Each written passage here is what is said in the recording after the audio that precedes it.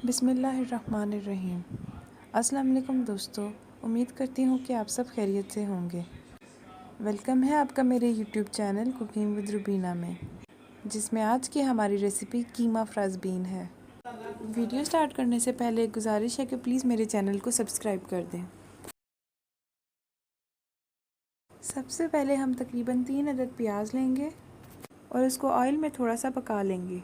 याद रहे कि प्याज को ज़्यादा ब्राउन नहीं करेंगे, हल्का सा सौते कर लेंगे।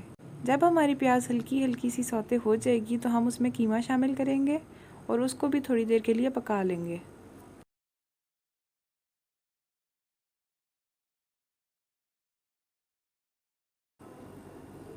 फिर हम इसमें लहसुन और अदरक का पेस्ट शामिल करेंगे और इसको थोड़ी देर के लिए पका लेंगे।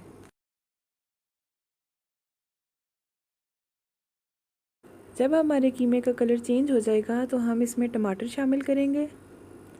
हमने इसमें तकरीबन 3 अदद टमाटर शामिल किए हैं।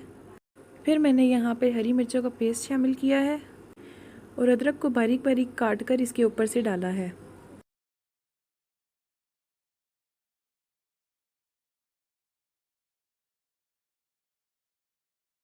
फिर हम इसमें मसाले शामिल करेंगे। मसाले आप अपने टेस्ट के मुताबिक इस्तेमाल कर सकते हैं। मैंने यहाँ पर तकरीबन 1 चम्मच नमक इस्तेमाल किया है। इसके बाद मैंने तकरीबन 1.5 से 2 चम्मच के बराबर कुटी हुई लाल मिर्च इस्तेमाल की है और थोड़ी सी हल्दी तकरीबन 2 पिंचेस।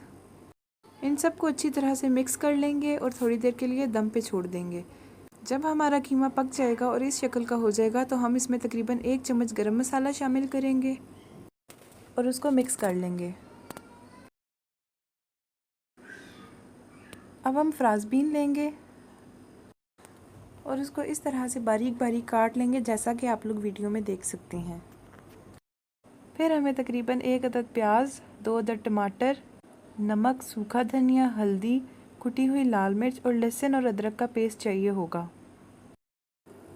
अब हम इन सब चीज़ों को ग्राइंडर में ग्राइंड कर लेंगे और उसका एक पेस्ट तैयार कर लेंगे। फिर हम किसी कुकर या किसी भी बर्तन में ऑयल लेंगे और इस पेस्ट को उस बर्तन में डाल देंगे। फिर तकरीबन 1 से 2 कप पानी लेंगे और उसको पकने के लिए छोड़ देंगे। यहाँ पर हमारा पानी बॉईल हो रहा है, जैसा कि आप लोग वीडियो में देख सकते हैं।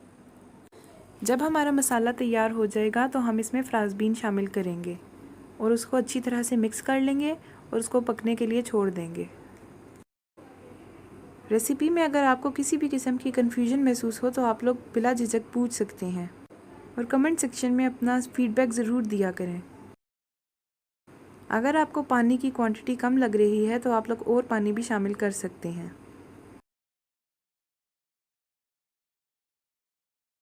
अब आखिर में हम इसके ऊपर ज़ीरा पाउडर, पिसा और भुना हुआ धनिया और गरम मसाला डालेंगे और इन मसालों को भी अच्छी तरह से मिक्स कर लेंगे।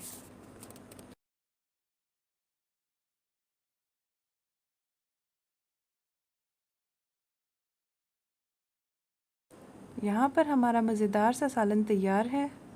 मैं उम्मीद करती हूँ कि मेरी रेसिपी आपको पसंद आई होगी और आखिर में गुजारिश है कि प्लीज़ मेरे चैनल को सब्सक्राइब कर दें। अपना और अपने घर वालों का ख्याल रखिएगा। अल्लाह हाफिज़।